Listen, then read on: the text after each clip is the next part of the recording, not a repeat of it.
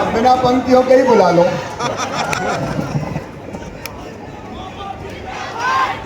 बोलिए भारत माता की।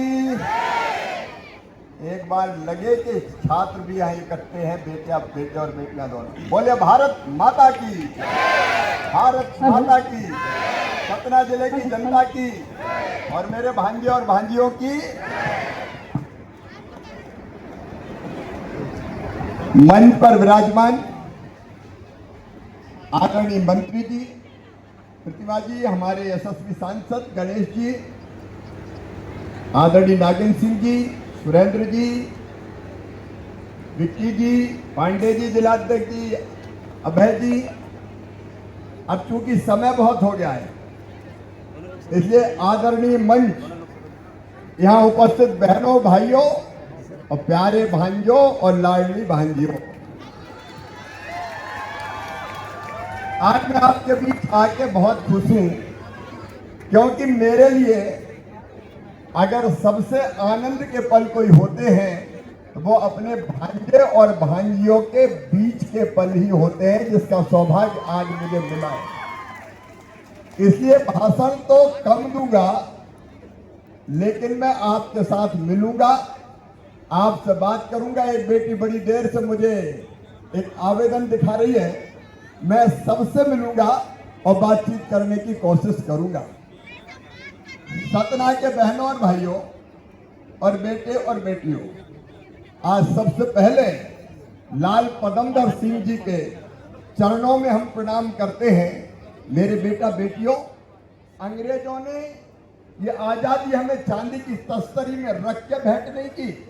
हजारों क्रांतिकारी साथी हंसते हंसते फांसी के फंदों पे झूल गए थे, और जब फांसी के फंदे चूमने जाते थे तो डर से उनके पैर नहीं कांपा करते थे, उनका कलेजा नहीं हिला करता था, उनके एक हाथ में गीता होती थी, उनके मुंह से भारत माता की जय के उद्घोष निकलते थे, और उनके हृदय में दृढ़ संकल्प होता था।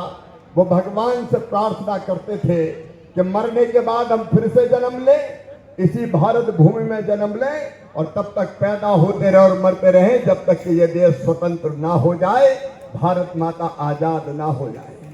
और उन्हीं में से एक थे पदमधर सिंह जी। पढ़ते थे प्रयागराज इलाहाबाद में, नैनतारा सहगल जी के नेतृत्व में तिरंगा झंडा हाथ में लेके भारत की स्वतंत्रता के लिए जुलूस निकल रहा था।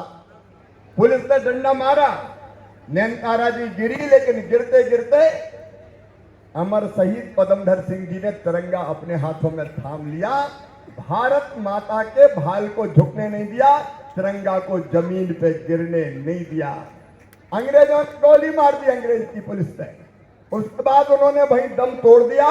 मैं उनके चरणों में प्रणाम करता हूं। मेरे बेटियों, जिनके कारण आजादी मिली, आओ उनके चरणों में शीश झुकाएं, क्योंकि पूजे न गए शहीद, पूजे न गए शहीद तो फिर ये मंत्र कौन अपनाएगा? तोपों के मुंह से कौन अकड़ छातियां अपनी अड़ाएगा? चूमेगा फंदे कौन, गोलियां कौन बख्श पे खाएगा? अपने हाथों अपने मस्तक फिर आगे कौन बढ़ाएगा? पूजे न गए ये वीर तो फिर ये बीज कहां से आएगा? धरती को मां कहकर माटी माथे से कौन लगाएगा? और जो उनके चरणों में प्रणाम। अभी गणेश जी और प्रतिभा जी बता रहे, हमारा देश कोई आज का देश नहीं है, हजारों साल पुराना तो ज्ञात इतिहास है।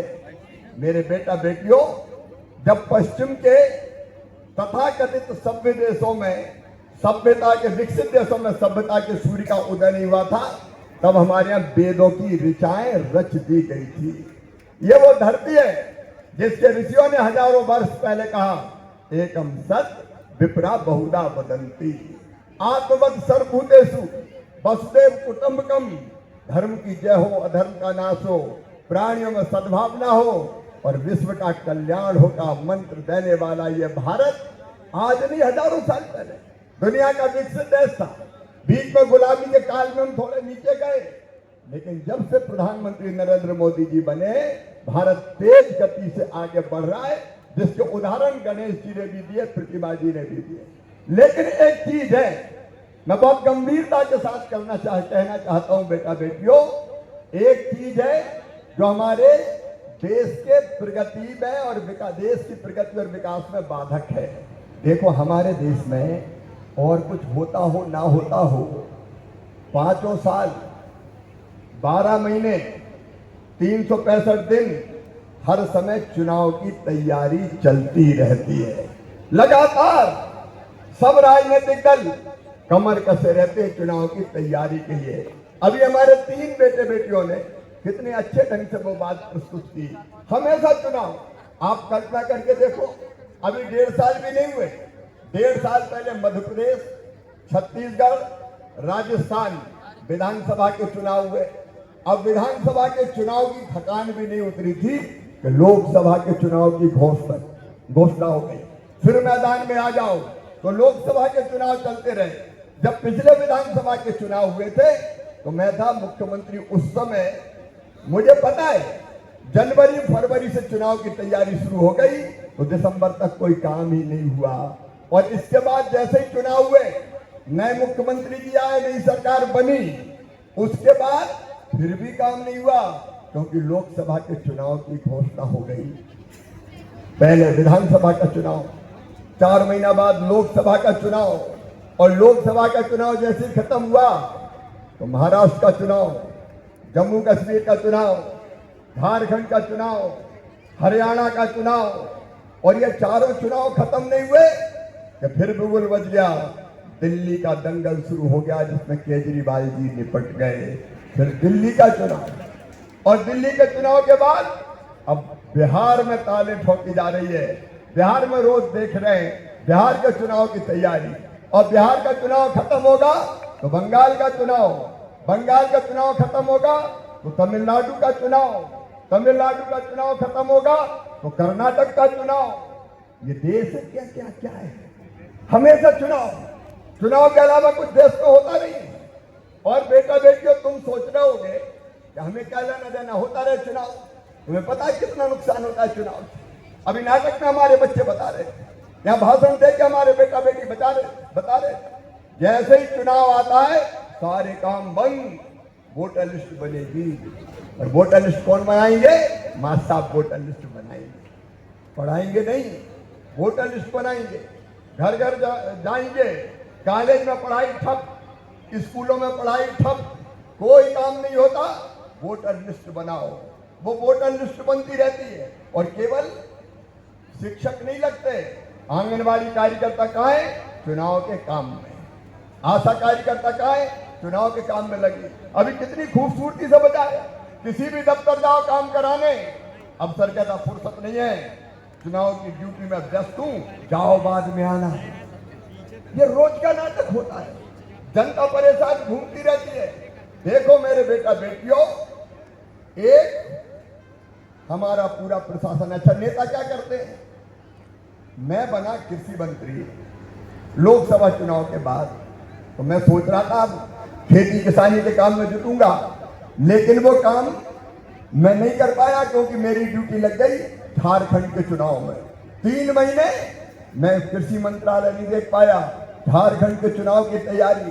यहाँ कई लोग बैठे हैं, अभी बिहार का चुनाव होगा, अपने क्षेत्र में काम नहीं कर पाओगे। जाओ, बिहार ड्यूटी लग गई, बिहार के बाद बंगाल ड्यूटी लग गई। प्रधानमंत्री जी वो भी चुनाव के प्रचार में, मुख्यमंत्री कहाँ गए? चुनाव के प्रचार में। मंत्री कहाँ गए? चुनाव के प्रचार में। जनता एमएलए साहब कहाँ है? बोल वो तो चुनाव के प्रचार में गए। अपने ही क्षेत्र में प्रचार नहीं करना पड़ता, अलग अलग प्रदेशों में जाना पड़ता है, क्योंकि चुनाव है तो चुनाव जीतना है, और जीतना है तो कार्यकर्ताओं को जाना है। जरा कल्पना करके देखो कितना समय बर्बाद होता है शासकीय पदों पर बैठे लोगों का, चाहे वो प्रधानमंत्री, मुख्यमंत्री, सांसद, विधायक, मंत्री हो या सरकारी कर्मचारी। बताओ, इनको जनता का काम करना चाहिए कि चुनाव के प्रचार में जाना चाहिए? बताओ, अरे जनता का काम करना चाहिए कि नहीं? जनता का काम बंद, चुनाव का काम चालू, क्योंकि चुनाव जारी है।